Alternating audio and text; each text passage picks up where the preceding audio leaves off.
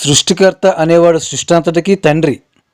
ఆ తండ్రిని మొగుడుగా భావిస్తే ఇది వ్యభిచార మతం కాకపోతే ఇంకేం మతం? క్రైస్తవ్యం అంటేనే వ్యభిచారము. ఇది వ్యభిచార మతం.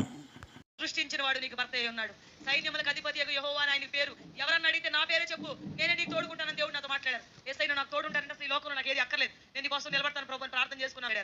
నిన్ను సృష్టించిన వాడు నీకు భర్త అయి ఉన్నాడు. సృష్టించిన వాడు నీకు భర్త అయి ఉన్నాడు. నిన్ను సృష్టించిన వాడు నీకు భర్త అయి ఉన్నాడు. విన్నారు కదా ఎంత బరి తెగించి తండ్రిని మొగుడుగా భావిస్తున్నారు.